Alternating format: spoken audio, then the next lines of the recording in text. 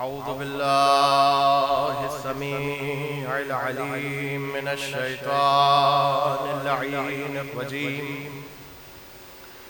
بسم الله الرحمن الرحيم. الحمد لله على ما أنعم وله الشكر على ما ألهم والثناء بما قدم من عموم نعم ابتدأها وسبوغ آلاء نسداها وتمام منن والاها جمع عن الإحصاء عددها ونأى عن الجزاء يمدها وتفاوت عن الإدراك يبدها وندبهم لاستزادتها بالشكر لاتصالها واستحمد إلى الخلائق بإجزالها والثنى بالندب إلى أمثالها ثم الصلاة والسلام والتحية والإكرام على صاحب السكينة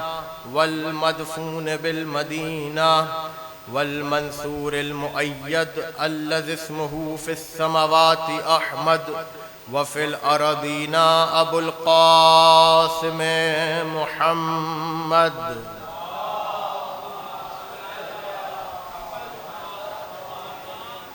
وأهل بيته الطيبين الطاهرين المعصومين المظلومين المنتخبين المنتجبين لا سيما حجة الله في أرضه وعين الله في خلقه ونور الله الذي يهتدي به المهتدون ويفرج به عن المؤمنين وغوث المستغيثين والملهوفين. أعني الإمام المهدي من آل ياسين.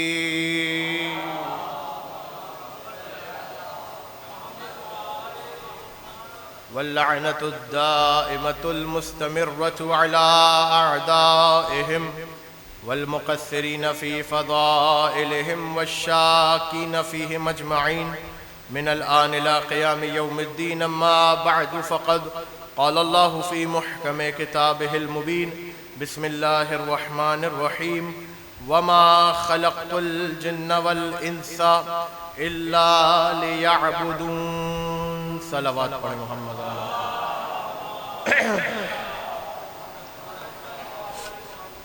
مجلس ادائے شہادت حضرت امام علی بن الحسین زین العابدین علیہ السلام اور اس مجلس ادا کے لیے جو صاحب فی ہدایت کو سرنامہ سخن قرار دیا، سورہ مبارکہ ذاریات کی شورۂ آفاق آیت کہ جس میں پروردگار عالم اپنے بندوں کو ان کی خلقت کا مقصد اور محور بتاتے ہوئے ارشاد فرماتا ہے وَمَا خَلَقْتُ الْجِنَّ وَالْإِنسَ إِلَّا لِيَعْبُدُونَ. نہیں خلق کیا ہم نے جنوں کو اور انسانوں کو مگر یہ کہ میری عبادت کے لیے.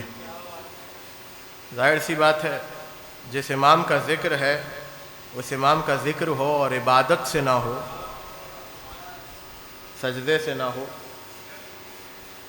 لہٰذا اس آیت کو اپنے اندر سمجھنے کے لیے اور پھر اس آیت سے کئی سوالات جو ذہن میں آتے ہیں ان کو حل کرنے کے لیے اس آیت کا انتخاب بھی کیا، اور جس منزل تک آپ کو لے کے جانا چاہتا ہوں بڑی منفرد بھی ہے اور دلکش بھی ہے. اسی امام کے حوالے سے سوال یہ ہوتا ہے کہ اگر خدا نے انسانوں کو اور جنوں کو اپنی عبادت کے لیے خلق کیا تو کیا خدا کو انسانوں کی اور جنوں کی عبادت کی ضرورت ہے؟ جواب تو یہی ہے کہ نہیں ہے. لیکن آیت جو اپنے آپ میں ایک عبادت کا مفہوم بھی رکھ رہی ہے وہیں پر ایک طرف اشارہ بھی کر رہی ہے. دیکھیں انسان جب بھی کسی شے کو خلق کرتا ہے کسی مقصد کے تحت کرتا ہے. جب بھی کوئی شے بنائی جاتی ہے کسی مقصد کے تحت بنائی جاتی ہے. کوئی بھی شے بے مقصد خلق نہیں ہوتی. یہ قرآن کا بھی بیان ہے. سوال یہ ہے کہ وہ مقصد کیا ہے اس شے کو خلق کرنے کا؟ وہ مقصد کیا ہے کہ جس کے تحت اسے خلق کیا جا رہا ہے، اور وہ مقصد کس کے لیے فائدہ مند ہے؟ اور کس کے لیے نہیں ہے۔ پہلی بات تو یہ کہ مقصد انسانوں کی اور جنوں کی خلقت کا وہ عبادت ہے اللہ کی۔ دوسرا سوال یہ بنتا ہے کہ اگر یہی مقصد ہے کہ خدا کی عبادت کی جائے اور جن و انس کو خلق کرنے کا یہی مقصد و محور ہے کہ خدا کی عبادت کی جائے، تو یہ فائدہ اور یہ عبادت اللہ کی ہے، تو یہ فائدہ کس کا ہے، اللہ کا یا بندوں کا؟ قرآن نے واضح فیصلہ کیا سورہ فاطر میں، بہت توجہ کیجئے گا، آہستہ آہستہ تدریج و تدریج آگے بڑھوں گا اور آپ کو منزل تک لے کے جاؤں گا۔ قرآن نے فیصلہ کیا یا ایھا الناس انتم الفقراء الی اللہ واللہ هو الغنی الحمید، اے لوگو اس بات سے آگاہ ہو جاؤ کہ تم اللہ کی طرف محتاج ہو، اللہ تمہاری طرف محتاج نہیں ہے۔ بہت توجہ کیجئے گا، تم اللہ کی طرف محتاج ہو، اللہ تمہاری طرف محتاج نہیں ہے۔ اللہ تو بے نیاز ہے، اللہ تو بڑا حمید ہے، اللہ تو محمود ہے، اس کی حمد و ثنا کی جاتی ہے۔ یہاں سے ایک بات تو پتہ چل گئی، اور خود حضرت موسیٰ کا قول جب قرآن نقل کرے کہ حضرت موسیٰ اپنی قوم سے کہیں کہ اے لوگوں اگر تم سب مل کر اور زمین پر جو کوئی ہے جو کچھ ہے وہ سب خدا کا انکار کر دے تو خدا کا کچھ نہیں بگڑتا، خدا کا نقصان نہیں ہوتا۔ میرے ساتھ رہیے گا، خدا کا نقصان نہیں ہوتا، یاد رکھیے گا، خدا کے انکار میں خدا کا نقصان نہیں بندوں کا نقصان ہے۔ بہت توجہ کیجئے گا، اللہ کے انکار میں اور اللہ کی نافرمانی اور معصیت میں اللہ کا کوئی نقصان نہیں ہے، بندوں کا نقصان ہے۔ اس لیے کہ پروردگار نے جو انسانوں کو وجود دیا ہے، یہ وجود خود انسان کی ضرورت ہے، اللہ کی ضرورت نہیں ہے۔ اب جملہ آپ کے حوالے کر رہا ہوں، جو خود وجود محض ہو اسے انسانوں کے وجود کی حاجت نہیں ہوتی، انسانوں کو ضرورت ہے اپنے وجود کی۔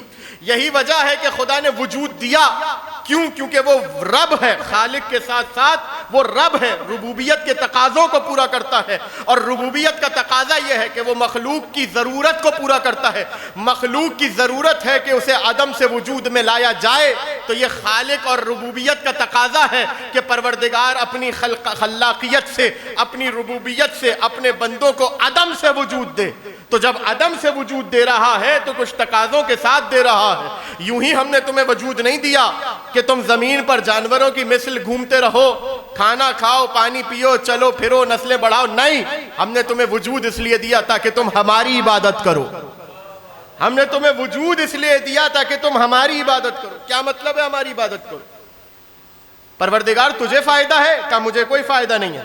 عبادت کا فائدہ تمہیں ہے، سجدوں کا فائدہ تمہیں ہے، نمازوں کا فائدہ تمہیں ہے، روزوں کا فائدہ تمہیں ہے، حج کا فائدہ تمہیں ہے۔ اب جملہ آپ کے حوالے کر رہا ہوں، اب سمجھ میں آیا؟ نمازوں سے اس کی توحید نہیں، ہماری بندگی ثابت ہوتی ہے، روزوں سے اس کی توحید نہیں، ہماری بندگی ثابت ہوتی ہے۔ یہی اس کی ربوبیت کا کمال ہے، ضرورت ہماری ہے، طلب وہ کر رہا ہے۔ صلوات پڑھے محمد و آل محمد۔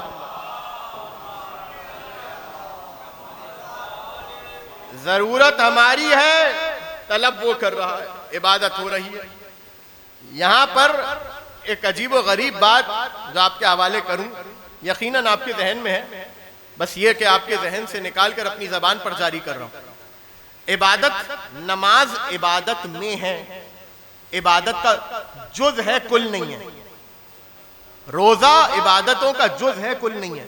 حج عبادتوں کا جز ہے، کل نہیں ہے۔ نماز اسلام میں ہے، اسلام نماز میں نہیں ہے۔ بہت توجہ کیجئے گا، عبادتوں کا مفہوم کئی وسیع ہے، اور اتنا وسیع ہے کہ ہر وہ عبادت کہتے کسے ہیں؟ یعنی بندگی، غلامی۔ عبادت کا مطلب یہ ہے، تمام علماء نے لکھا، عبادت ہر اس عمل یا ہر اس فعل کو کہتے ہیں جس کی نیت میں خدا کی قربت شامل ہو۔ ہر وہ فعل اور ہر وہ عمل جو خدا کے تقرب کے لیے کیا جائے وہ ہے عبادت۔ بہت تیزی سے آگے بڑھ رہا ہوں، بس یہ تمہیدی گفتگو ایسے محفوظ کرتے جائیے گا۔ ہر وہ عمل اور ہر وہ فعل جو اللہ کی قرب کے لیے کیا جائے، اس کے تقرب کے لیے کیا جائے، وہ عبادت ہے۔ چاہے وہ نماز ہو، چاہے وہ روزہ ہو، چاہے وہ حج ہو، چاہے وہ زکوٰۃ ہو، چاہے مومن سے مسکرا کے ملنا ہو، چاہے حاجت روائی ہو، کسی کی مشکل میں کام آنا ہو، کسی کے غم کو بانٹنا ہو، یہ تمام کی تمام چیزیں عبادت ہیں اگر اللہ کے تقرب کے لیے کیا جائے۔ بہت توجہ کیجئے گا. اور خدا ہر اس فعل کو اور عمل کو قبول کرتا ہے اور پسند کرتا ہے کہ جو اس کے تقرب کے لیے کیا جائے، لیکن تقرب کے لیے شرط ہے کہ عبادت خالص ہو. اگلا جملہ آپ کے حوالے. تقرب کے لیے شرط ہے کہ عبادت خالص ہو، اور عبادت کے خالص ہونے کے لیے شرط ہے کہ اس کی معرفت ہو. بس یہیں تک آپ کو لانا تھا. وَمَا خَلَقْتُ الْجِنَّ وَالْإِنسَ إِلَّا لِيَعْبُدُونَ. جن و انس کو ہم نے خلق ہی نہیں کیا مگر یہ کہ عبادت کے لیے. تو کیا صبح شام دن رات نمازیں پڑھتے رہیں، روز روزے رکھتے رہیں، حج پہ جاتے رہیں، ہر وقت اپنے آپ کو سجدہ ریز رکھیں؟ کہ نہیں. ہر وہ کام کے جس کا حکم خدا نے دیا ہے وہ ہے عبادت. بہت توجہ کیجئے گا. ہر وہ فعل، ہر وہ عمل کہ جس کا حکم خدا دے رہا ہے وہ ہے عبادت. اور عبادت کسے کہتے ہیں؟ تقرب الہی. تقرب الہی اس وقت تک حاصل نہیں ہو سکتا جب تک معرفت نہ ہو. یہی وجہ ہے کہ سید الشہداء امام حسین علیہ السلام نے شب عاشور اپنے خیمے سے باہر نکلے، اپنے اصحاب کو جمع کیا اور ایک جملہ کہا. فرمانے لگے ایھا الناس ان اللہ عز وجل ذکرہ ما خلق العباد الا لیعرفوہ فاذا عرفوہ عبدوہ واذا عبدوہ استغنوا بعبادتہ عن عبادت ما سواہ. سنو اے لوگوں، اے میرے اصحاب، اے میرے جانثار. عجیب جملہ کہا اور عجیب موقع پر کہا ہے حسین نے. شب عاشور ہے جب ہر شخص حسین کے قدموں پر جان نچھاور کرنے کے لیے تیار ہے. اس وقت حسین اپنے خیمے سے باہر آ رہے ہیں سید الشہداء صلوات اللہ علیہ، اور اپنے اصحاب سے ایک جملہ کہہ رہے ہیں. کیا؟ ایھا الناس ان اللہ عز وجل ذکرہ. بے شک اللہ عز وجل کسی مخلوق کو، کسی عبد کو خدا نے اپنے خلق نہیں کیا مگر اس لیے کہ وہ مخلوق، وہ بندہ اپنے رب کو، اللہ کو پہچانے، اس کی معرفت حاصل کرے. فَإِذَا عَرَفُوهُ عَبَدُوهُ. جب بندہ اس کی معرفت کو حاصل کرتا ہے اس کی عبادت کرتا ہے، اور جب وہ اس کی عبادت کرتا ہے تو پروردگار اپنی عبادت کے صدقے میں اسے ہر بندے کی غلامی سے مستغنی کر دیتا ہے. یہ حسین کہہ رہے ہیں. کب کہہ رہے ہیں؟ شب عاشور. کچھ سمجھ میں آیا آپ کے؟ واحد حسین ہیں جو عاشور کے دن یہ کہتے نظر آئے کہ پروردگار تیری رضا کے لیے خود کو قربان کر رہا ہوں. باقی ہر شہید یہ کہہ رہا ہے حسین آپ کی رضا کے لیے قربان ہو رہے ہیں. توجہ رکھیے گا. کیوں؟ اس جملے کی وجہ سے. جب حسین نے کہا کہ عبادت بغیر معرفت عبث ہے. انسان سر جھکا رہا ہے، رکوع کر رہا ہے، سجود کر رہا ہے، صبح سے لے کے شام تک، سحر سے لے کر افطار تک بھوکا رہ رہا ہے. کس کے لیے؟ کس کے لیے؟ اس کے لیے کہ جو آخرت میں جہنم میں قدم ڈالے گا، یا اس کے لیے کہ جس کے ولیوں کی محبت تقسیم کرے گی جہنم اور جنت کو؟ کس کی عبادت ہے؟ کس کی معرفت ہے؟ فرمایا جب اسے پہچانو گے تب اس کی عبادت کرو گے، اور جب اس کی عبادت کرو گے پروردگار تمہیں اپنی عبادت کے صدقے میں تمام تر مخلوقات سے بے نیاز کر دے گا، ان کی غلامی سے، ان کی بندگی سے. ایک شخص آگے بڑھا اور آ کر بڑھ کے کہنے لگا سید الشہداء یا ابن رسول اللہ جعلت فداک، میں آپ پر قربان. ما معرفت اللہ، یہ اللہ کی معرفت حاصل کیسے ہوگی؟ کیسے حاصل ہوگی؟ نہ اسے دیکھا جا سکتا ہے، نہ اسے سنا جا سکتا ہے، نہ اسے چکھا جا سکتا ہے، نہ چھوا جا سکتا ہے، نہ سونگا جا سکتا ہے. حواس خمسہ سے منزہ اور مبرہ ہے. معرفت کیسے حاصل ہوگی؟ امام نے فرمایا سنو، خدا کی معرفت بجز اس کے حاصل ہو ہی نہیں سکتی کہ انسان اپنے وقت کے امام کو پہچانے. بجز اس کے کہ انسان اپنے وقت کے امام کو پہچانے، اس کے علاوہ خدا کی معرفت حاصل نہیں کی جا سکتی. یعنی خدا کی عبادت موقوف ہے معرفت پر، اور معرفت موقوف ہے امام کے اوپر.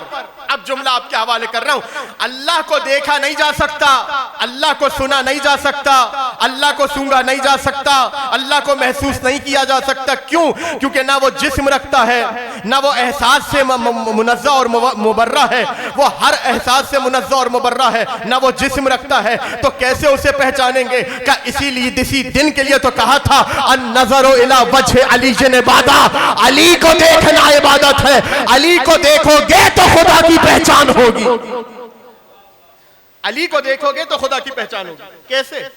قرآن کی آیت ہے، عجیب آیت ہے، آپ کے حوالے کر۔ اور دیکھیں قرآن اگر کسی کے قول کو جگہ دینا، چاہے وہ مشرک ہو چاہے وہ کافر ہو، اس کی ایک اپنی اہمیت ہے۔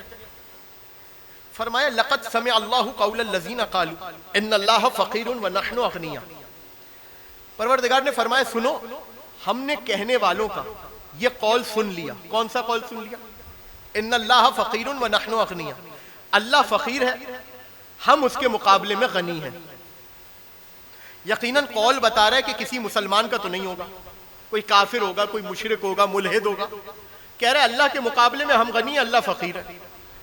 آیا ایک شخص آپ کے اور میرے چھٹے امام امام جعفر صادق علیہ السلام، دیکھیں تمہید تو ختم ہو گئی ہے، اگر آپ کا ارادہ ہے آگے بات کو سننے کا تو اتنی بلند آواز پڑھیں کوئی کچھ پڑھنے کو دل چاہے، صلوات پڑھیں محمد والے محمد۔ چھٹے امام کے پاس آیا اور آ کر کہنے لگا یا ابن رسول اللہ، اس آیت کا کیا مطلب ہے؟ دیکھیں کچھ کیفیتیں ایسی ہیں، مثال کے طور پر میں آپ سے کہوں فلاں شخص بڑا غریب ہے، بڑا فقیر ہے، آپ کو کیسے یقین ہوگا جب تک آپ اسے دیکھ نہ لیں؟ کچھ کیفیتیں ایسی ہیں کہ جن کے اوپر حکم لگانے کے لیے انہیں دیکھنا ضروری ہے۔ امام نے فرمایا سنو، کیا کسی نے خدا کو دیکھا ہے؟ اس نے کہا مولا کسی نے؟ گروہ بھی مل جائے تو خدا کو دیکھ نہیں سکتا، لوگ آپس میں مل جائیں گروہ در گروہ بھی ہو جائیں تو خدا کو دیکھ نہیں سکتے۔ امام نے فرمایا یہ بتاؤ جب خدا کو دیکھا ہی نہیں تو کیسے کہا کہ خدا فقیر ہے؟ بہت توجہ کیجئے گا، جب خدا کو دیکھا ہی نہیں تو کیسے کہا کہ خدا فقیر ہے؟ کہا مولا یہی تو سوال ہے۔ امام نے فرمایا سنو، انہوں نے خدا کو نہیں دیکھا، خدا کے ولیوں کو دیکھا۔ کچھ کہنا چاہ رہا ہوں، آپ کی خاموشی اس بات کی دلیل ہے کہ بات ذرا سی پہنچی نہیں ہے، چلے وہ بھی آپ تک پہنچا دوں۔ امام نے فرمایا سنو، انہوں نے خدا کو دیکھ کر فقیر نہیں کہا، انہوں نے خدا کے ولیوں کو دیکھ کر فقیر کہا۔ کیا مطلب؟ جب ولیوں کو دیکھا کہ غریبی کی زندگی گزار رہے ہیں، مفلسی کی زندگی گزار رہے ہیں، تو جیسا انہوں نے خدا کے ولیوں کو دیکھا، جیسی اللہ کے ولیوں کے بارے میں رائے رکھی، وہی عقیدہ ان کا خدا کے بارے میں ہوا۔ مطلب یہ کہ خدا کے ولی کو جیسا دیکھو گے خدا کا عقیدہ بھی ویسا ہوگا۔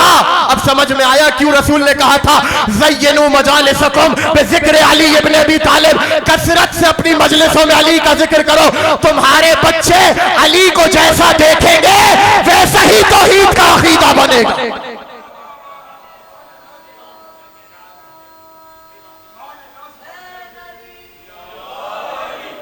معرفت ضروری ہے۔ کون یہ کروائے گا معرفت؟ امام، خدا کا ولی، خدا کی حجت منصور بن حازم۔ جوانوں کے لیے عرض کر رہا ہوں، بزرگ تو بہتر جانتے ہیں، منصور بن حازم کون ہے؟ آپ کے اور میرے چھٹے امام کے صحابی۔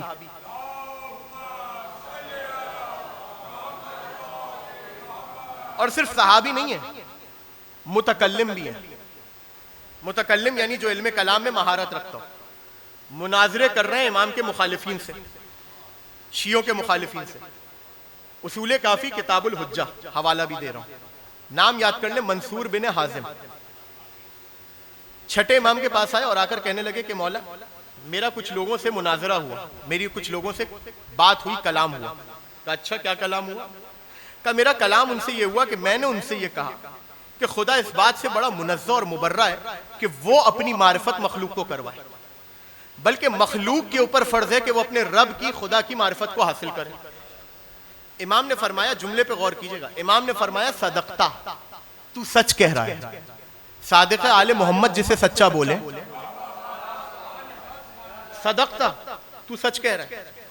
کہا مولا پھر میں نے ان سے کہا کہ جب انسان کو یہ معلوم ہو جائے، اب وہ اپنا پورا مکالمہ بتا رہا ہے امام کو، کہ جب انسان کو یہ معلوم ہو جائے کہ کوئی خدا ہے، کسی خدا کا وجود ہے، تو اسے یہ بھی معلوم ہونا چاہیے کہ خدا کچھ چیزوں سے راضی بھی ہوتا ہے، کچھ چیزوں سے ناراض بھی ہوتا ہے۔ خدا کی کچھ رضائیں بھی ہیں، خدا کی کچھ ناراضگیاں بھی ہیں. تو انہوں نے کہا ہاں بالکل ایسا ہی ہے. امام نے نہیں، جن سے اس کا مکالمہ ہوا، کہ یہ بتاؤ جب یہ انسان کو پتہ چل جائے کہ خدا کی کچھ رضائیں ہیں اور کچھ ناراضگیاں ہیں، تو اسے یہ بھی پتہ ہونا چاہیے کہ خدا کی یہ رضا جبریل تو اس کے پاس لے کر آئیں گے نہیں، نہ ہی وحی ہوگی نہ ہی الہام ہوگا. تو کوئی نہ کوئی ایسا ہونا چاہیے جو خدا کی رضا اور ناراضگیاں مخلوق تک پہنچائے. کوئی تو ایسا ہونا چاہیے جو خدا کی رضا اور خدا کی ناراضگیاں مخلوق تک پہنچائے. بس آپ آمادہ ہو گئے، تیزی سے روایت کو آگے بڑھا رہا ہوں. خدا کی ناراضگی اور خدا کی رضائیں مخلوق تک پہنچائے. تو جو خدا کی رضا اور ناراضگی، یہ پورا مکالمہ ہے اس کا، کہ جو خدا کی رضا اور خدا کی ناراضگیاں مخلوق تک پہنچائے وہی خدا کی حجت ہوگا. تو رسول خدا کے علاوہ تو کوئی نظر نہیں آیا جو خدا یہ بتائے کہ خدا کس سے راضی ہوتا ہے، کس سے ناراض ہوتا ہے. سب نے کہا ہاں بالکل تم صحیح کہہ رہے ہو منصور بن حازم. اس نے کہا پھر میں نے ان سے سوال کیا، یہ بتاؤ رسول تو اس دنیا سے چلے گئے، اب کون ہے جو خدا کی حجت بن کر اس دنیا میں آئے گا؟ رسول تو اس دنیا سے چلے گئے، اب کون ہے جو خدا کی حجت بن کر اس دنیا میں آئے گا؟ تو سب نے کہا کہ رسول کے بعد قرآن حجت ہے. بس جیسے ہی انہوں نے قرآن کہا وہیں وہ لوگ پھنس گئے. اس لیے کہ سامنے غیر معصوموں سے فقہ سیکھنے والا نہیں بیٹھا ہوا، معصوم کے در سے فقہ سیکھنے والا بیٹھا. جیسے انہوں نے کہا کہ قرآن، اس نے کہا اچھا اگر یہ قرآن اللہ کی طرف سے بعد رسول حجت ہے تو دہریے لا دین آتے ہیں اسی قرآن سے دلیلیں نکالتے ہیں اور تم مسلمانوں کو ذلیل کر کے چلے جاتے ہیں، تو قرآن کہاں سے حجت ہوا؟ بیٹھے رہ گئے آپ خاموش. چلیں اور آسان کر دو. یہ خاموشی بعض اوقات بڑی ضروری ہوتی ہے دقت کے لیے اور سمجھنے کے لیے. یہی لوگ آتے ہیں دہریے ملحد لا دین آتے ہیں اسی قرآن سے دلیلیں نکالتے ہیں، تم لوگوں کو ذلیل و رسوا کر کے چلے جاتے ہیں. تو اس کا مطلب یہ ہے کہ قرآن اس وقت تک حجت نہیں ہے جب تک قرآن کا محافظ اور قیم اس کے ساتھ نہ ہو. آپ سلامت رہیے. قرآن اللہم صلی علی محمد و آل محمد. قرآن اس وقت تک حجت نہیں ہے جب تک قرآن کا قیم، قرآن کا محافظ اس کے ساتھ نہ ہو. ابھی رکیے اس جملے پر، بات جو آگے ہوئی وہ تو ہوئی، لیکن رسول کی ایک حدیث آپ کے حوالے کروں. قرآن اس وقت تک حجت نہیں ہے. نہ صرف یہ کہ قرآن حجت نہیں ہے بلکہ رسول نے فرمایا اور حدیث کو طرفین کے علماء اہل سنت اور اہل تشیع سب نے لکھا، رب طالن القرآن والقرآن یلعنہ. رسول نے فرمایا سنو کتنے ہی قرآن کے پڑھنے والے ایسے ہیں جو قرآن پڑھ رہے ہوتے ہیں قرآن ان پر لعنت کر رہا ہوتا.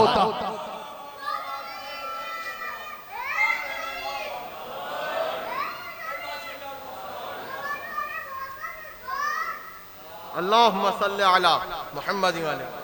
کتنے ہی قرآن پڑھنے والے ایسے ہیں کہ وہ قرآن پڑھ رہے ہوتے ہیں اور قرآن ان کے اوپر لعنت کر رہے. کیوں؟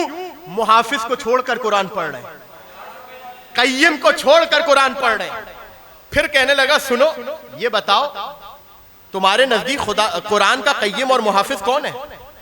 تو انہوں نے کوئی 3-4 نام لیے، ممبر سے نہیں لے رہا، 3-4 نام لیے، یہ ہیں فلاں ہیں فلاں.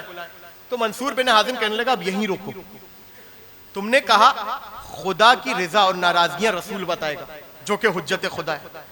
رسول کے جانے کے بعد قرآن ہے اللہ کی حجت، لیکن یہ بات فیصلہ ہو گئی کہ قرآن اس وقت تک حجت اور محافظ نہیں ہو سکتا جب تک قرآن کا محافظ اور قیم قرآن کے ساتھ نہ ہو. جب میں نے تم سے پوچھا کہ قرآن کا محافظ کون ہے تو تم نے کہا کہ فلاں فلاں فلاں فلاں. تو یہ بتاؤ قرآن کا محافظ وہ ہوگا نا کہ جو قرآن پر اٹھنے والے سوالوں کا جواب قرآن سے دے. جملہ آپ کے حوالے کر رہا ہوں، قرآن سے اٹھنے والے سوالوں کا جواب قرآن سے دے. اس نے کہا ہاں بالکل محافظ وہی ہوگا. تو کہا سنو جب میں پہلے کے پاس گیا اور میں نے قرآن کا سوال کیا اس نے کہا لا ادری میں نہیں جانتا.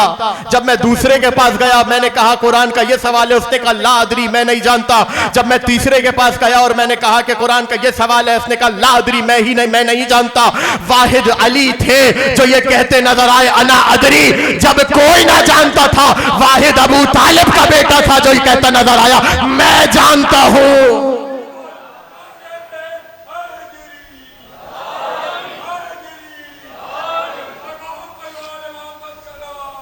اللہم صلی علی محمد. تو اس کا مطلب یہ ہوا کہ بعد رسول علی حجت ہے، اور علی ہی کے ذریعے پتہ چلے گا کہ خدا راضی کس سے ہوتا ہے اور ناراض کس سے ہوتا ہے. خدا کی معرفت حاصل نہیں ہو سکتی علی کی ولایت کے بغیر. بڑی حسی سی بات ہے، کس نے خدا کو دیکھا ہے؟ نہ آپ نے دیکھا نہ میں نے دیکھا. کیسے پہچانے خدا رحیم ہے؟ کیسے پہچانے خدا کریم ہے؟ کوئی تو ایسا مظہر ہونا چاہیے کہ جو خدا کی صفتوں کو ہم تک پہنچائے اور سمجھائے، جسے دیکھنا خدا کو دیکھنے کے مترادف ہو، جسے سننا خدا کے سننے کے مترادف ہو. کوئی تو ایسی حجت ہونی چاہیے. وہ ہے علی اور اولاد علی. وہ ہے علی اور اولاد علی کی ولایت. توجہ کیجئے گا، بہت توجہ کیجئے گا. یہی وجہ ہے. دیکھیں اس بات کو یاد رکھیے گا، نماز کا صحیح ہونا تمام شرطوں کے ساتھ اس بات کی دلیل نہیں ہے کہ نماز قابل قبول ہے. رسول نے فرمایا یا علی والذی بعثنی بالنبوہ واصطفانی علی جمیع البریہ لو ان عبدا عبد اللہ الف عام ما قبل منہ ذالک الا بولایتک وولایت الائمۃ من ولدک وان ولایتک لا تقبل الا بالبراءۃ من اعدائک واعداء الائمۃ من اہل بیتک یا من ولدک. اے علی سنو، اس ذات کی قسم جس نے مجھے نبوت دی، اس ذات کی قسم جس نے مجھے تمام خلق پر چن لیا اور افضل قرار دیا. اے علی اگر کوئی بندہ 1000 سال بھی خدا کی عبادت کرے، صرف نمازوں کی بات نہیں ہو رہی،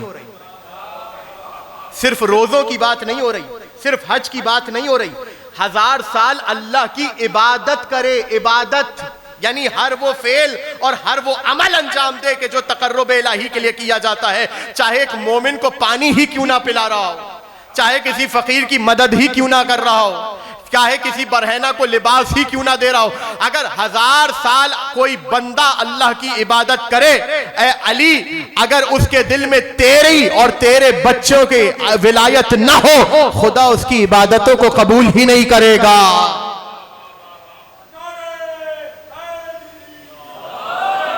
خدا اس کی عبادتوں کو قبول نہیں کرے گا. کیوں قبول نہیں کرے گا؟ علی کی ولایت کو، علی کے ذریعے خدا کو پہچانا ہی نہیں، تو جب معرفت ہی نہیں ہے تو عبادت کیسے قبول ہوگی؟ میں نے کہا نا، صحت عمل اس بات کی دلیل نہیں ہے کہ عبادت قبول ہے، عبادت مقبول ہے. نہیں، سنیے. اور اگر رسول یہاں پر خاموش ہو جاتے تو میں بھی خاموش ہو جاتا، میں کیوں آگے بولتا.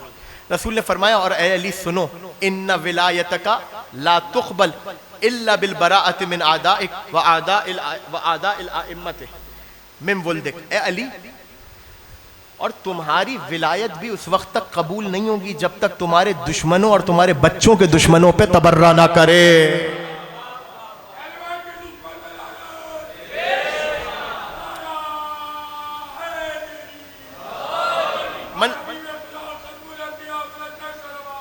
اللہم صلی علی محمد وآل محمد. بس قریب ہو رہا ہوں منزل سے.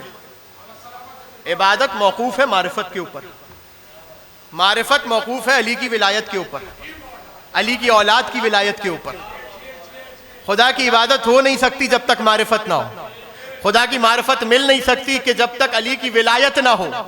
دیکھیں یاد رکھیے گا، یہ معیار ہی غلط ہے کہ وضو ایسے کریں کہ ایسے کریں، نماز ایسے پڑھیں کہ ایسے پڑھیں، روزہ اب کھولیں کہ تب کھولیں. یاد رکھیے گا علی کی ولایت نہ ہو تو نماز ایسے پڑھی گئی ہو یا ایسے پڑھی گئی ہو، آپ کے ساتھ ساتھ نماز بھی منہ کے بل جہنم میں جائے گی.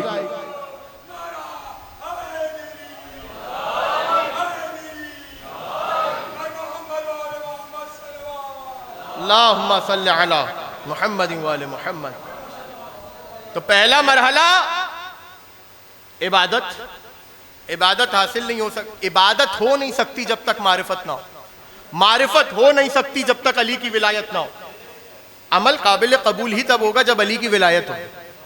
دیکھیں 2 لفظ ہیں، بس ان کو تیزی سے سمجھیں اور میں آ گیا منزل کی طرف. ایک ہے شرط اور ایک ہے شطر. دونوں لفظوں میں حروف ایک جیسے ہیں لیکن ترتیب الگ ہے. شین رے توئیں شرط، شین توئیں رے شطر. شطر کہتے ہیں جز کو، ایک حصے کو، اور شرط وہ کہ جو عمل کے اوپر حاوی ہو. دونوں میں فرق کیا ہے جانتے ہیں؟ نماز صحیح پڑھی گئی ہو لیکن وضو غلط کیا گیا ہو تو نماز قبول ہے، صحیح نہیں ہے تو قبول کیسے ہوگی؟ شرط ہی پوری نہیں ہوئی. بہت توجہ کیجئے گا، عجیب نقطہ آپ کے حوالے کر رہے ہیں. شرط اور شطر عربی زبان کے دو لفظ ہیں. شین رے توئیں شرط جو عمل پر حاوی ہے، شطر کہ جو عمل کا جز ہے. ایک ٹیچر نے اسائنمنٹ دیا اور کہنے لگی کہ بھائی 15 جولائی آخری ڈیٹ ہے، اس ڈیٹ کو اسائنمنٹ چاہیے. شرط لگا دی. ایک لڑکا پہنچا 16 جولائی کو اسائنمنٹ لے کر. جتنا اسائنمنٹ دیا تو اس سے اضافی اس نے مکمل کر لیا. جب پہنچا وہاں پر ٹیچر نے اسائنمنٹ دیکھا اور ایسی سائیڈ میں رکھ دیا. کہا کیا ہوا، قبول کیوں نہیں کر رہے؟ پورا کیا ہے، اضافے کے ساتھ کیا ہے. اور آسان کروں، صرف واجب ادا نہیں کیے، مستحب بھی ادا کیے ہیں. جملہ آپ کے حوالے کر رہا ہوں، بیدار رہیے گا. صرف واجب ادا نہیں کیے، مستحب بھی ادا کیے. ٹیچر کہے گا بھلے کیے ہوں، پورا اسائنمنٹ لائے ہو، لیکن شرط پوری نہیں ہوئی تو کیسے قبول کر لوں؟ کیسے قبول کر لوں؟ اور دوسری طرف ایک لڑکا پہنچے 15 جولائی کو لے کر اور جا کر بولے کہ سر اسائنمنٹ شرط پوری کر دی ہے میں نے، لیکن بس مسئلہ یہ ہے کہ 1-2 چیزیں رہ گئی ہیں. اب سر نے اس کو دیکھا، کہا چلو ٹھیک ہے، تم ٹائم پر لائے ہو، یہ چیزیں ہم دیکھ لیں گے. پتہ چلا آپ کو کچھ؟ فضل بھی وہاں پر ہوتا ہے کہ جہاں پر شرط پوری ہو. جملہ کہہ دیا میں نے اور آپ بیٹھے رہ گئے. چلیں اور آسان کر دوں، شرط جب تک پوری نہ ہو فضل نہیں ہوتا.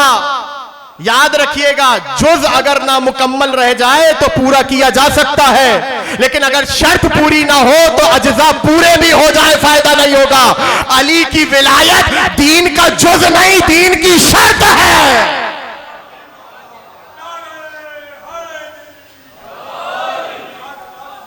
علی کی ولایت اور علی کی اولاد کی ولایت دین کی شرط ہے، دین کا جز نہیں ہے. اسے جز میں اجزاء میں تلاش نہ کیجئے گا علی کی ولایت کو. یہ غلطی بھول کے بھی مت کیجئے گا کہ عبادتوں کے اجزاء میں علی کی ولایت کو تلاش کریں. دین کے اجزاء میں علی کی ولایت شرط ہے پورے دین کے لیے. جس کی ولایت کے بغیر رسول کی رسالت قبول نہیں ہوتی، آپ کی میری عبادتیں اور دین کیا قبول ہوگا؟ صلوات پڑھیں بآواز بلند.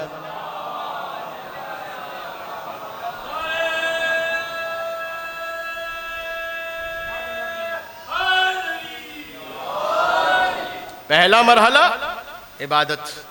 عبادت ہو نہیں سکتی جب تک معرفت نہ ہو، اور معرفت ہو نہیں سکتی جب تک ولایت نہ ہو، اور علی کی محبت اور علی کی اولاد کی محبت نہ ہو. لیکن اب مرحلہ یہ ہے کہ عبادت تو ہو گئی اور علی کی ولایت کے ساتھ ہو گئی، قابل قبول بھی ہے. محشر میں پہنچے علی کی ولایت کے ساتھ نامہ اعمال لے کر، قابل قبول ہے. لیکن محشر میں جانتے ہیں ایک مرحلہ ہے جس سے آپ کو اور مجھے گزرنا ہے. علی کی ولایت کے ہونے کے باوجود ایک مرحلہ ہے، اور وہ مرحلہ آتا ہی قبولیت عمل کے بعد ہے.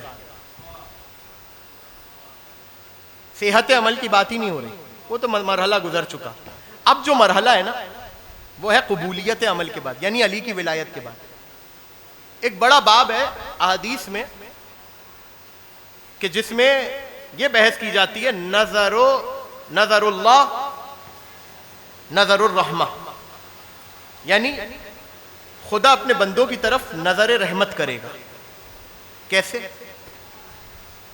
ایک شخص عبادت لے کر پہنچے، خالی عبادت، 2 رکعت نماز تکبیرۃ الاحرام سے لے کر سلام تک. پروردگار نماز علی کی ولایت کے ساتھ لائیں، ٹھیک ہے قبول ہے، جاؤ جنت میں جاؤ. ایک دفعہ وہ شخص ہے کہ جو اذان و اقامت کے ساتھ، تسبیح جناب سیدہ کے ساتھ، درود اور اہل بیت کے دشمنوں پہ لعنت کے ساتھ اپنی نماز اور عمل لے کر گیا ہے. خدا کی نظر رحمت کس پر پہلے ہوگی؟ اور آسان کروں، آپ کے سامنے دو رستے ہوں, دونوں رستوں کی منزل ایک ہی ہو, دونوں رستے مثال کے طور پر یہاں سے نکلیں تب بھی, وہاں سے نکلیں تب بھی انچولی روڈ تک پہنچ رہے ہیں. ایک مثال دے رہا ہوں, انچولی روڈ تک دونوں رستے جا رہے ہیں. ایک رستہ ذرا سا مخدوش ہے, روڈ ٹوٹا ہوا ہے.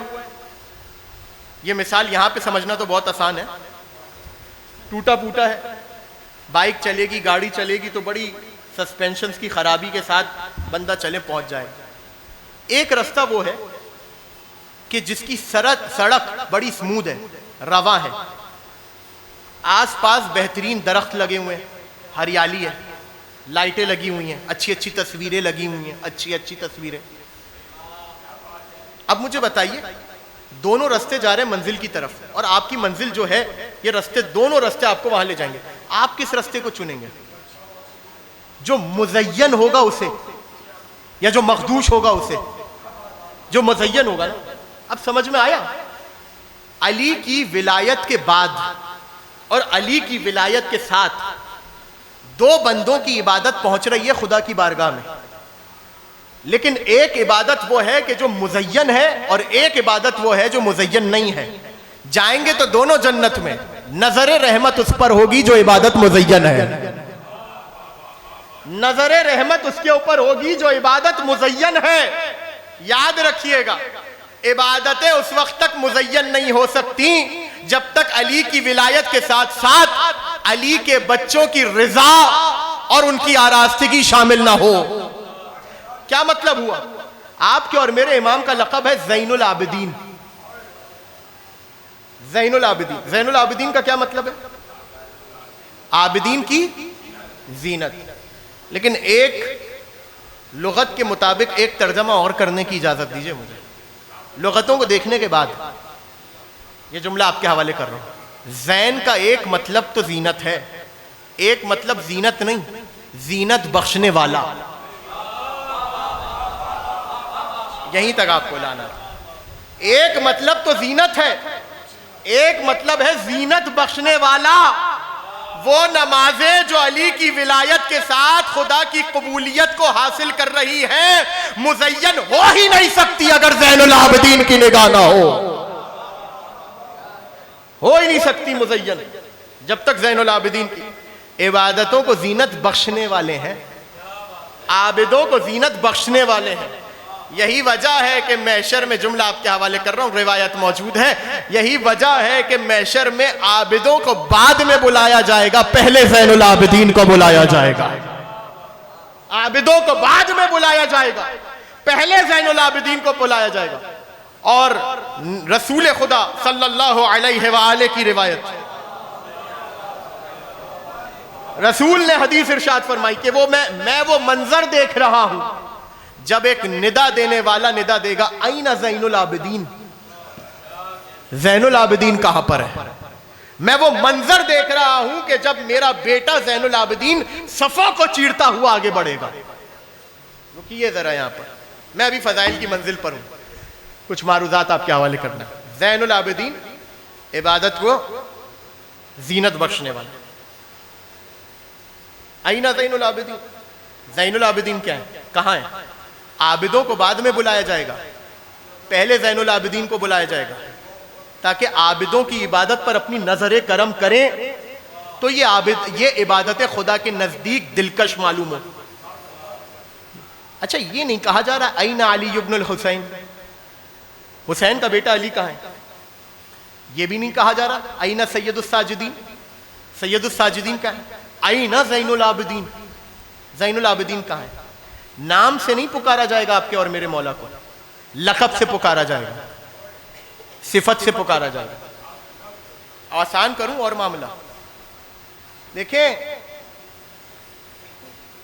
نام سے اگر پکارا جائے اور کہا جائے, مثال دے رہا ہوں, این علی, علی کہاں ہے, تو محشر میں نہ جانے کتنے علی ہوں گے جو آگے بڑھ جائیں گے. سمجھ میں آیا آپ کے؟ کتنے علی ہوں گے جو آگے بڑھ جائیں گے. یہ خدا کی روش ہے. خدا اکثر ناموں کو چھپاتا ہے, صفتوں کو بیان کرتا ہے. نام رکھ کے حدیث کا مصداق اپنے بچوں کو بنا سکتے ہو, صفتیں کہاں سے پیدا کرو گے؟ صفتیں کہاں سے پیدا کروں؟ قرآن میں جا بجا علی کی فضیلتیں ہیں صفت کے ساتھ، نام کے ساتھ نہیں۔ ممکن تھا کوئی شخص اپنے بچے کا نام علی رکھتا اور کہتا کہ یہ قرآن کی آیت میرے بچے کے لیے نازل ہوئی تھی۔ نام بدلنے میں تو امت ویسے ہی ماہر ہے، ناموں کو بدلنے میں، متغیر کرنے میں تو امت ویسے ہی ماہر ہے۔ ممکن تھا کوئی کہہ دیتا یہ آیت میرے بچے علی کے لیے نازل ہوئی ہے۔ خدا نے صفتیں بیان کی، یہ صفتیں کہاں سے لاؤ گے؟ بستر ہجرت پر کسے سلاؤ گے؟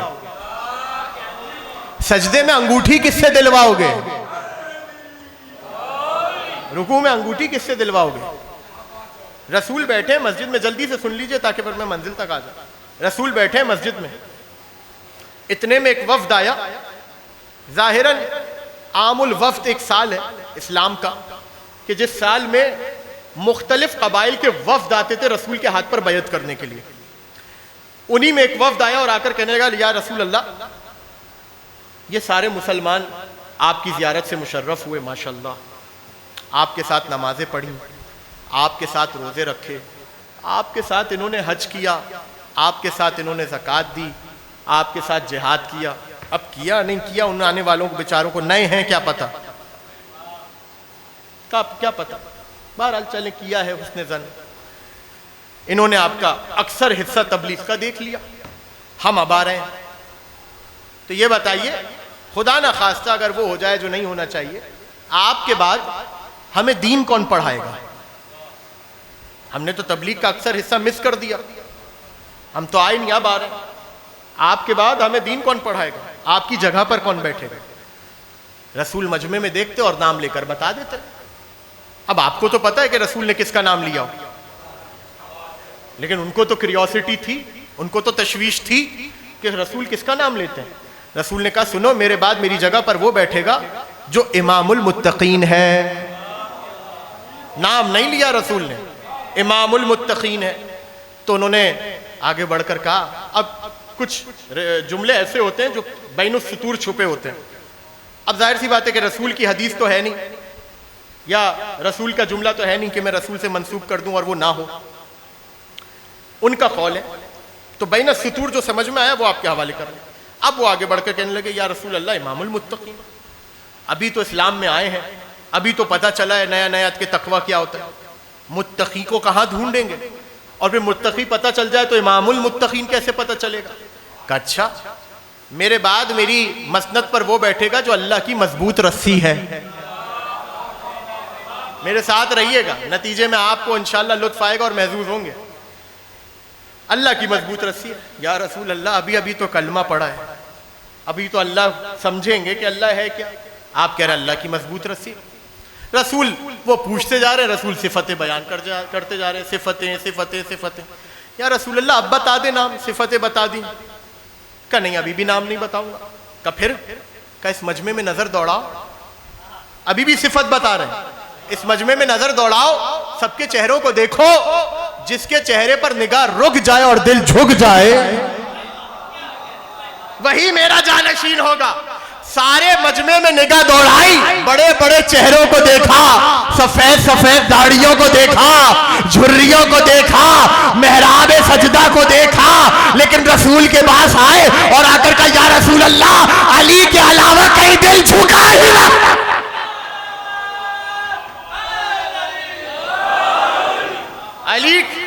علی کے علاوہ کہیں دل جھک، یہ فائدہ ہے صفت بیان کرنے کا، یہ فائدہ ہے۔ یہی تو وجہ ہے کہ کسی روایت میں موجود نہیں کہ جب محشر میں آواز آئے گی کہ این زین العابدین، زین العابدین کہاں ہے، کوئی تو امتی آگے بڑھ کر، کوئی تو صحابی آگے بڑھ کر بولتا ہاں پروردگار کیا کام ہے، لیکن رسول نے فرمایا کوئی امتی آگے نہیں بڑھے گا۔ کیوں؟ اس لیے کہ محشر میں عبادتوں کے بھروسے میں جانے سے بڑی احمقانہ حرکت اور کوئی نہیں۔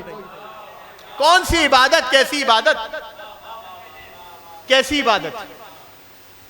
روزوں کے بلبوتے پر آئے ہو، حج کے بلبوتے پر آئے ہو، نماز کے بلبوتے پر آئے ہو، شکوں سے بھری ہوئی تمہاری نماز، شکوک سے بھری ہوئی تمہاری نماز۔ آج تک یہ مسئلہ تو حل نہیں کر سکے تم کہ روزہ کھولنا کب ہے اور بند کب کرنا ہے۔ حج میں کئی مسائل تمہارے کب بکرا دینا ہے، کب کفارہ، کون سا پیسے مال دینا ہے، بکرا دینا ہے، کیا کرنا ہے، اونٹ دینا ہے، یہ تو تم سے حل نہیں ہو پا رہا، عبادتوں کے بلبوتے پر آئے ہو۔ اب سمجھ میں آیا؟ ابھی لوگ جتنا عبادتوں پہ اچھلنا شروع کر دیں، محشر میں پہنچیں گے تو پتہ چلے گا علی کی ولایت کیا ہوتی ہے۔ محشر میں پہنچیں گے تو پتہ چلے گا علی کی ولایت کیا ہوتی ہے۔ ابھی جو اچھل رہا ہے اس کو اچھلنے دیجئے، آپ کا کام ہے علی کی ولایت پر ہے نا، آپ رہیے علی کی ولایت پر۔ بات واضح ہو گئی؟ اینہ زین العابدین؟ تو امتی تو کوئی آگے نہیں بڑھ سکتا، کیا آگے بڑھے گا؟ کیا آگے بڑھے گا؟ پہلے اپنے آپ کو محشر میں عابد تو ثابت کریں، پھر زین العابدین ثابت کریں گے، تو کیسے آگے بڑھیں گے؟ کوئی امتی آگے نہیں بڑھ۔ لیکن حیرت کی بات یہ ہے کہ عبادتیں جس کے سجدے پر ناز کریں، عبادتیں جس کے رکوع پہ ناز کریں، عبادتیں جس کے قیام پہ ناز کریں، وہ علی بھی آگے نہیں بڑھیں گے۔ علی سے بڑا عابد ہے؟ حتیٰ کہ امام زین العابدین علیہ السلام کی حدیث ہے، روایت موجود ہے کہ امام عبادت میں علی کی شبیہ تھے، شبیہ تھے علی کے، وہاں پر بھی علی کے برابر نہیں تھے، شبیہ تھے۔ مطلب تشبیہ کا ایک قاعدہ ہے، سننا پسند کریں گے؟ جوان میرے ساتھ ہے؟ تشبیہ کا ایک قاعدہ ہے اور بڑا عجیب و غریب قاعدہ ہے۔ ایک ہوتا ہے مشبہ بہ جس سے تشبیہ دی جائے، ایک ہوتا ہے مشبہ جس کو تشبیہ دی جائے، اور ایک ہوتی ہے تشبیہ، ادات تشبیہ، ایک ہوتی ہے وجہ تشبیہ۔ مثال کے طور پر زید شیر کی مانند ہے، زید کالاسد، تو اس کے پنجے بڑے بڑے ہیں یا کچا گوشت کھاتا ہے؟ نہیں، بہادر ہے۔ وجہ تشبیہ آ گئی۔ اور ایک بڑا قاعدہ تشبیہ کا یہ ہے کہ جس سے تشبیہ دی جا رہی ہو اور جس وجہ سے تشبیہ دی جا رہی ہے، تو جس سے تشبیہ دی جا رہی ہے اس کے اندر وہ صفت اس سے زیادہ پائی جائے جس کو تشبیہ دی جا رہی ہے۔ پھر سنیے، زید کو تشبیہ دی جا رہی ہے شیر سے، کس وجہ سے؟ بہادری کی وجہ سے۔ تو یہ بہادری، توجہ کیجئے گا، یہ بہادری شیر میں زیادہ ہوگی، زید میں کم ہوگی۔ سمجھ میں آ گئی؟ یہ ہے تشبیہ کا قاعدہ کہ جب بھی تشبیہ دی جاتی ہے تو مشبہ بہ جس کے ذریعے تشبیہ دی جا رہی ہے اس کے اندر وہ صفت زیادہ پائی جاتی ہے، جس کو تشبیہ دی جا رہی ہے اس کے اندر کم پائی جاتی ہے۔ امام زین العابدین کو تشبیہ دی جا رہی ہے علی کی عبادتوں سے، عبادت میں علی کی شبیہ تھے، یعنی علی کون ہے؟ زین العابدین۔ زیارت جامعہ میں پڑھتے ہیں نا، ان ارواحکم و نورکم و تینتکم واحدہ، اے آل محمد، اے ائمہ طاہرین، میں گواہی دیتا ہوں آپ کی ارواح، آپ کی تینت، آپ کا نور سب ایک ہے۔ امام فرما رہے ہیں ہم سب کے سب ایک ہیں، جلد ہماری علی کی ہے، خون ہمارا علی کا ہے، گوشت ہمارا علی کا ہے، پورے کے پورے علی ابن ابی طالب ہے زین العابدین۔ لیکن اس کے باوجود جب کہا گیا تو یہ نہیں کہا گیا کہ علی کے عبادت میں علی کے برابر تھے، کہا گیا عبادت میں علی کی شبیہ تھے، یعنی یہاں پر بھی علی افضل قرار پائے۔ اب جملہ آپ کے حوالے کر رہا ہوں، جب علی کا اپنا بیٹا ایک جہت میں علی کی برابری نہیں کر رہا، آج کا ملا علی زبان کیسے ہو جائے؟ صلوات پڑھے محمد و آل محمد۔ بس ختم کر رہا ہوں گفتگو۔ اینہ زین العابدین؟ علی بھی آگے نہیں بڑھے۔ علی سے بڑا عابد کون؟ حسن سے بڑا عابد کون؟ حسین سے بڑا عابد کون؟ کوئی آگے نہیں بڑھ رہا۔ امت تو اس لیے آگے نہیں بڑھ رہی کہ پہلے اپنے آپ کو محشر میں عابد ثابت کریں۔ یہ امام، یہ باقی 11 امام آگے بڑھ کیوں نہیں بڑھ رہے؟ رسول خدا کیوں نہیں بڑھ رہے؟ کچھ سمجھ میں آیا؟ یہ ہے مرتبہ آپ کے اور میرے چوتھے امام کا کہ جس کے احترام میں اللہ کی تمام حجتیں پیچھے رہ جائیں اور اسے آگے کر دیں، اسے زین العابدین کہتے ہیں۔ اسے علی عابد ہے لیکن عبادتوں کی زینت زین العابدین۔ کیوں؟ گھمسان کا رن ہو، تیروں کا سایہ ہو، یلغاروں کا سایہ ہو، ایسے عالم میں عبادت کرنا آسان ہے نسبتاً، زخموں کے ساتھ عبادت کرنا آسان ہے نسبتاً، لیکن علی و بطول کی بیٹیوں کے ساتھ کربلا سے کوفہ، کوفہ سے شام، اس عالم میں عبادت کرنا کہ آنکھوں سے خون ٹپک رہا ہو، اللہ اکبر۔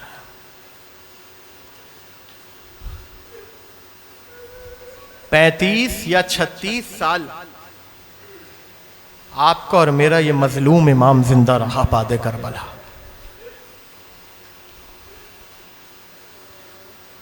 عالم یہ تھا، روایتوں نے لکھا کہ جب پانی کو دیکھتے تھے تو آنکھوں سے آنسو آ جاتے تھے، جب کھانے کو دیکھتے تھے تو آنکھوں سے آنسو آ جاتے تھے۔ حد تو یہ تھی کہ قصاب اپنی دکانوں پہ پردے ڈال دیتے تھے جب زین العابدین مدینے میں نکلتے تھے۔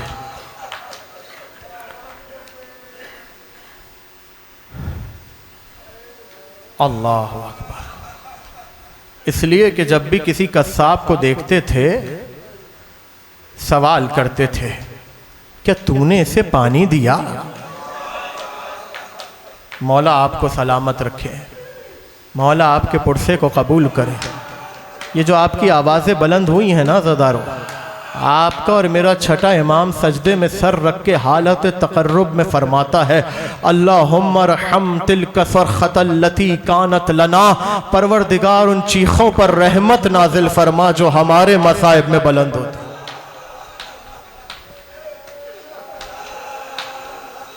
اللہ اکبر۔ اسے پانی دیا۔ ایک قصائی اپنے ذبیحے کو لے کر گزر رہا تھا کہ زین العابدین کی نظر پڑی، رو کر کہنے لگے، یہ بتا کیا تیری چھری تیز ہے؟ کیا تو نے اس کو پانی دیا؟ اس کے سامنے کسی ہم جنس کو تو ذبح نہیں کیا نا؟ اس نے کہا، مولا میں مسلمان ہوں، شریعت محمدی کا پاس کرنے والا ہوں، مولا میں ان تمام چیزوں کا خیال نہ کروں گا تو کون کرے گا؟ بس یہ سننا تھا۔ ایک مرتبہ کلیجہ تھام کے آواز دی، السلام علیکہ یا ابا عبداللہ، میرے بابا حسین آپ کی مظلومیت پر سلام۔ علی اکبر کا لاشا سامنے تھا، علی اصغر کا لاشا سامنے تھا، قاسم کا پامال لاشا سامنے تھا۔ ارے خنجر کو تیز نہ کیا گیا، 13 ضربوں سے خشک رگوں کو کاٹا گیا۔ اجرکم علی اللہ، اجرکم علی صاحب زمان۔ پوچھنے والے نے پوچھ لیا، مولا آپ اتنا روتے ہیں، کبھی تو اپنی آنکھوں کو آرام دیں، مولا کبھی تو ان آنکھوں کو بند کر لیا کریں، مولا کبھی تو سو جایا کریں۔ ایک مرتبہ رو کر کہنے لگے، تو نے انصاف نہ کیا، کیا تو مجھے ضمانت دیتا ہے کہ جب میں آنکھیں بند کروں گا میرے سامنے ان جوانوں کے لاشیں نہیں آئیں گے؟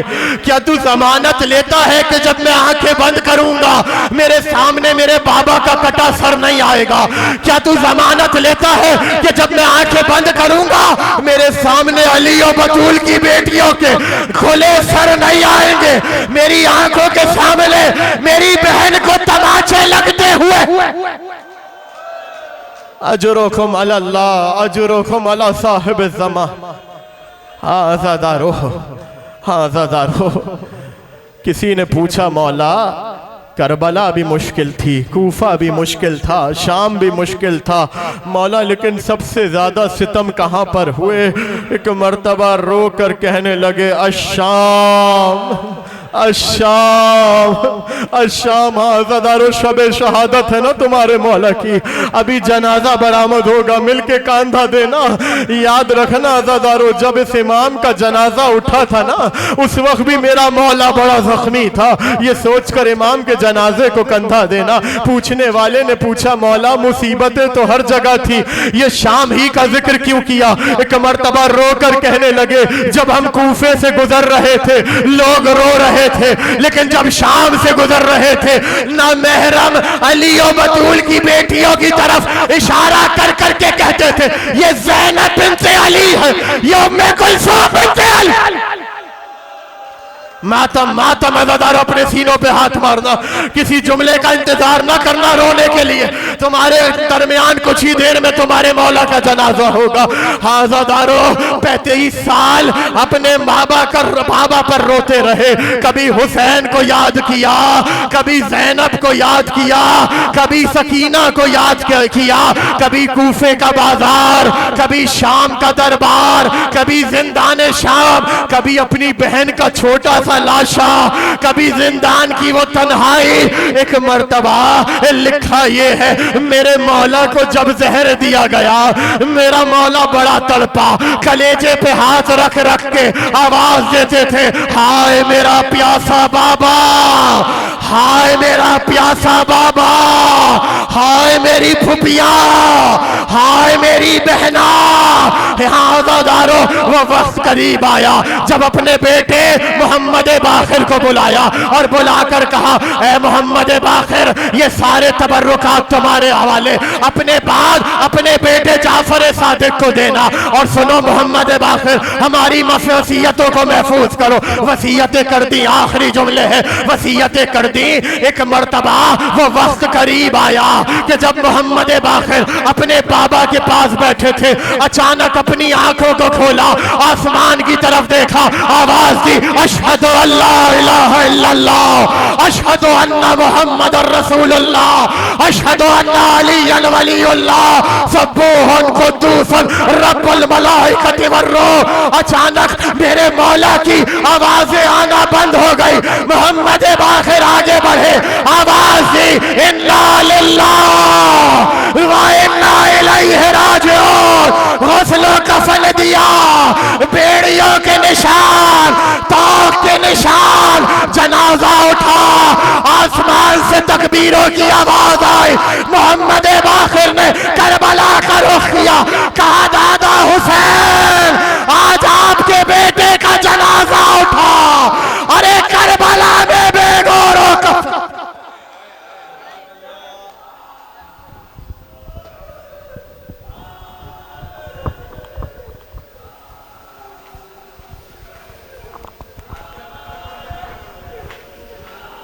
رو کے بیمار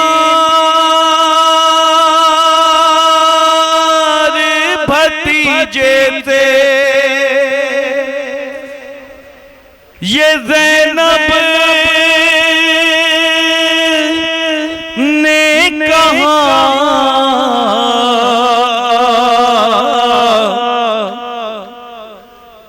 جل کے مر جائے یا خیموں سے بے رداء نکلیں،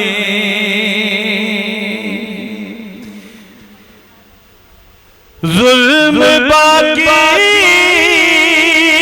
ہے ابھی، رسم سزا باقی